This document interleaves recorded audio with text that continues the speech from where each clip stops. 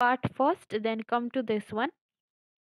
Now Hobbes on human nature क्या बताया human का कि that human is always in search of power, and for that power they can do anything. Okay, and power तब तक चलता रहेगा जब तक वो इंसान मर नहीं जाता. He is always in the period of struggle for power, and each and every one of that time is like that only. Last class हम लोग ने बात किया था रेजोल्यूटिव कंपोजिट मेथड का, and Galileo state of motion को उन्होंने कैसे ह्यूमन से कनेक्ट किया था. That human everything in the world is of made of particles, even human body, even human brain, and they are always in motion till their death. Now next is two basic motions के बारे में जो हम लोगों ने पहले ही बात किया था. टू बेसिक मोशंस क्या है? Inclination and aversion. Inclination is word that gives us pleasure, and aversion is that things that gives us pain. Okay, and there is a continuous desire for things which gives us pleasure. Okay, no. और अगर कोई भी हम लोग को कोई चीज़ अगर मिल जाती है जिससे हम लोग को खुशी मिलती है, प्लेजर मिलती है, देन वहीं पे हम लोग का स्ट्रगल खत्म नहीं हो जाता है. Then we move to any other thing that will again give us pleasure. So this is a continuous process. Power is the mean to obtain the things which gives us pleasure. Okay, how we can achieve our pleasure, how we can get the things we want through power. And power अब किसी भी form में हो सकता है. Physical power, economically fit if you are, politically if you are powerful, then you can obtain the things which gives you pleasure. और ये desire for pleasure और पावर की खोज हमेशा चलती रहती है. तो life is of a man is continuous search for power till when, जब तक वो मर नहीं जाता है. So what is the human nature? Nature of human is always of power seeking. An implication of this utilitarian nature of man. Man का nature कैसा होगा? मैन का nature is what? Materialistic, individualistic, possessive, power seeking, and fearful. He is power seeking, and along with that, he is fearful also for his own self preservation. So, फिर Hobbes का एक quotation मैंने यहाँ पे add किया that man is neither a social animal nor a political animal but only an isolated beast और a purely egoistic creature. Okay, then Hobbes on state of nature. State of nature के बारे में उन्होंने बताया कि hypothetical concept है दिखाने के लिए लाइफ कैसा होगा state in absence of state और when we live according to nature. अगर हम लोग स्टेट के बिना रहेंगे, अगर कोई स्टेट नहीं रहेगा तब वो कैसा होगा सिचुएशन. दैट अगर स्टेट नहीं है मतलब कोई रूलर नहीं है, no king, no law, no morality, and no one to exercise authority of man. State ही नहीं है, अगर ऑथोरेटिव पावर नहीं है कोई, तो मैन वो अपने खुद के हिसाब से रहेगा. अगर ऐसा सिचुएशन होगा तो सबके पास नेचुरली अब खुद का राइट होगा, खुद लिबर्टी भी होगा, तो वो खुद के अकॉर्डिंग चलता रहेगा और अपना ही सेल्फ प्रिजर्वेशन भी करेगा. और अपना सेल्फ प्रिजर्वेशन के लिए वो कुछ भी कर सकता है. तो that will be of course a chaotic situation. So ऐसा स्टेट ऑफ नेचर कैसा होगा? State of war of all. सब झगड़ा करेंगे और सबके अगेंस्ट में झगड़ा करेंगे. तो मैन कैसा होगा? नास्टी होगा, पुअर होगा, ब्रिटिश होगा, शॉर्ट होगा, and short tempered and selfish भी होगा. सो अगर ऐसा सिचुएशन होगा जहाँ पे कोई अथॉरिटी नहीं है, तो वहाँ पे खुद अगर इंसान खुद के बारे में ही सोचेगा तो all over all together there will be no scope of development, no scope of development for art, literature और etcetera. Why? Because man is utilitarian in nature. वो खुद के बारे में सोचता है और वो खुद ऐसे चीज़ें को अचीव करना चाहता है जिससे उसको प्लेजर मिले और किसी और से उसको मतलब ही नहीं है. So all people will have own their own power, और वो स्ट्रगल चलता रहेगा पावर का. पावर मैन को अगर प्लेजर चाहिए, वो सारी चीज़ें चाहिए जिससे उसको खुशी मिले, जिससे प्लेजर मिले. सो मैन के पास पावर भी ज़्यादा होना चाहिए. If one is more powerful then only he can suppress other, then only he can go against the wish of other to fulfill their own wish for their own pleasure. Then power is a zero sum game. Okay, when अगर एक इंसान का power increase हो रहा है, then other का, दूसरे का कम होगा. So other will also try to acquire power, और ये स्ट्रगल जो है वो चलता ही रहेगा. So this state of nature is a state of word of all against all. और यहाँ पे कोई भी सिक्योरिटी ऑफ लाइफ नहीं है और हमेशा यहाँ पे डर बना रहेगा जिंदगी का। सो अगर life is not secured, there is no scope for good life. Hence in state of nature the life of man is nearly poor, brutish and short. In such scenario, civilization development हो नहीं सकता है. No scope of literature, art, theatre and navigation. Then in this state of nature, there is state of pain, and hence pleasure seeking man would like to avoid this state of nature. So Hobbes' description of state of nature is influenced by the situation prevailing in British during the time of civil war. Civil war से situation जो देखा उसके according ऐसा सोचा था, Hobbs ने describe किया था ऐसा स्टेट ऑफ नेचर जो कोई भी नहीं चाहता है, बिकॉज ऐसा अगर स्टेट ऑफ नेचर रहेगा then they will get pain, not pleasure. Then we come to Hobbes' social contract theory. Hobbes ने बोला है कि मैन यूटिलिटेरियन है, always seeking for power, and along with that उसके साथ साथ man is of course power seeking and he wants pleasure, but उसके साथ साथ he is fearful also of losing life. Life का प्रोटेक्शन भी बहुत ज़्यादा ज़रूरी है। अगर ऐसा स्टेट ऑफ नेचर रहेगा तो there will be no security of life, it will be war, state of war of all against all. So, for the security of the life and the protection of human life only, comes the social contract theory, and there is creation of what? State.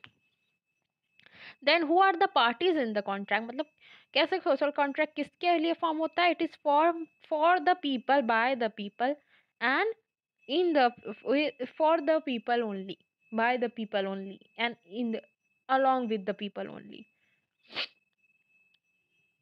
यहाँ state का existence, state का formation इसीलिए होता है। सब people ने खुद से डिसाइड किया था that we will power transfer our powers, sorry our rights to a third party, and the third party क्या होगा? स्टेट होगा। थर्ड पार्टी स्टेट के पावर होगा। So except what? Except right to life. Okay, man will transfer all his rights except right to self preservation. Right to self preservation जो है वो inalienable है, मतलब वो कभी हट नहीं सकता, किसी कोई हट से हटा नहीं सकता है, सबके पास वो नेचुरली रहेगा ही। Okay, earlier man was sovereign. Okay, उसके अकाउंट अपने डिसीजन में कोई इंटरफेयर नहीं करेगा, उसके लाइफ में खुद के पास मैन के पास पावर रहता था, but now that power is transfer to state. तो अब हमारे पास सॉवरेन स्टेट है। सो मैन के पास दो ऑप्शन रहता है, एब्सोल्यूट एनार्की का जहाँ पे कोई भी रूल्स एंड रेगुलेशन फॉलो नहीं होगा, लॉ फॉलो नहीं होगा, सब सबके अगेंस्ट में रहेंगे और वर्ल्ड लाइक सिचुएशन रहेगा, या तो एब्सोल्यूट अथॉरिटी ऑफ स्टेट है। सो हॉब्स ने क्या चूज किया? Absolute authority of the state. Okay, hence security, human का सिक्योरिटी सबसे ज़्यादा इंपॉर्टेंट है, and it is also above liberty. So Hobbes statement on the process of contract, that I give up all my rights to the assembly or to the people or the state on the condition that will or give up their rights. Okay, state खुद के बारे में नहीं सोचेगा, खुद का फायदा नहीं करेगा, राइट्स ऐसे फॉर्म होगा जो कि लोगों का भले के लिए होगा राइट्स। तो the state was formed. This is again a quotation to be remembered of Hobbes. Then Hobbes on sovereignty. Sovereignty is the supreme power. Supreme power मतलब सबसे ज़्यादा supreme importance जाता जाता है sovereign state को। Okay, Hobbes is the thinker जिन्होंने importance दिया है स्टेट को। You can say the first person to give that so much importance to sovereignty. Okay, authority was divided, it was federal मतलब on by birth. Okay, authority divided भी है। Then we don't know, अगर power divided है, authority सबके पास है, तो supreme power कौन है? अगर झगड़ा हो जाएगा इंस्टीट्यूशन में, then who will look after that?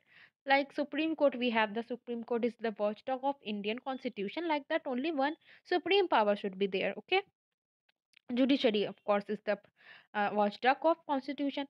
So a state of confusion हो जाता है form. So that's why only this institution called states comes into formation, and this is only there is then only the people realize the need for sovereign institution. Based in modern time जहाँ पे capitalism flourish कर रहा था. So capitalism was based on social contract theory and there was a need of authority that will be responsible for what, जो कि law form form भी करेगा, enforce भी करेगा, और अगर कोई फॉलो नहीं करेगा तो he would be punished also according to this social contract theory. Then situation of world like जो सिचुएशन था वो कंट्रोल हो जाएगा. फिर एम्स क्या था? एम्स है सुप्रीमेसी ऑफ लॉ को सबसे ज़्यादा इम्पोर्टेंस देना है, और उसी के थ्रू रूल हो वो हर एक लॉ के ऊपर रहेगा. हर एक ट्रेडिशंस ऑफ लॉ जो है, नेचुरल लॉ हो गया, रिलीजियस लॉ हो गया, कस्टमरी लॉ हो गया, उन सब के ऊपर वो ही रहेगा स्टेट, क्योंकि it is for the good of the people and by the people only and for the people only, for people's protection only, for people living in a state where there is no war. ये formation किया गया, ये importance sovereign state को दिया गया है. Sovereign को सबसे ज़्यादा इम्पोर्टेंस उन्होंने दिया है हॉब्स ने. उन्होंने बोला है कि it is essential. No state can be call a state without sovereignty. Indivisible है, इसको डिवाइड भी नहीं कर सकते, और अनलिमिटेड है, ये कभी ख़त्म भी नहीं होगा. Then Hobbes on liberty. Hobbes ने बहुत ज़्यादा इंपॉर्टेंस लिबर्टी को नहीं दिया है, क्योंकि उन्होंने ये चूज़ किया security over liberty, preservation of self life, protection of self life, life security over liberty. अगर बहुत ज़्यादा लिबर्टी, अगर इफ इंसान के पास लिबर्टी है कुछ भी करने का, तो वो रूल्स और लॉ को ऑफकोर्स फॉलो नहीं करेगा. Then again there will be a chaotic situation where there will world like situation. So in state of anarchy there is no guarantee of right to life also. खुद के अगर right को protect करने के लिए दूसरे का जान भी ले सकता है फिर इंसान. So Hobbes, for Hobbes what is most important? Security of life. Then even important then liberty also. That's why सब लोगों ने मैन ने डिसाइड किया to give up their liberty, transfer their power rights to the state except right to life. And this only like this only there was formation of what state. Now man has no freedom, liberty to act according to his choice. Now he have to work according to the state rules and regulation. law का follow करना है, अगर follow नहीं करोगे then you will be punished. Thus power of sovereign is absolute, okay, indivisible, unlimited, and it is absolute sovereign, okay. He has freedom to act according to his own wishes when law is silent. अगर law नहीं है तो उसके according तो अपने liberties follow कर सकते, but when there is law we have to go according to the law only. तो इसको अगर explain करते हैं Newton's this using this third law of motion, we can say that this is state है ये, and then there is people living inside the state. This is the world of the state. World is also putting force and liquid is also putting force, but we can say that world is what? World can be equated as the law made by the state. State का जो law बना है, अगर state के अंदर है, you can do anything according to the law. अब law के बाहर जाने की कोशिश कर सकते लेकिन जा नहीं पाएंगे, क्योंकि अगर लॉ के बाहर जाने की कोशिश करेंगे then you will be punished.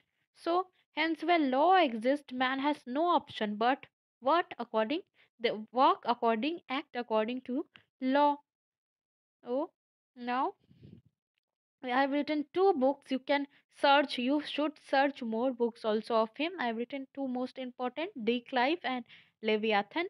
So thank you so much. That was all for today.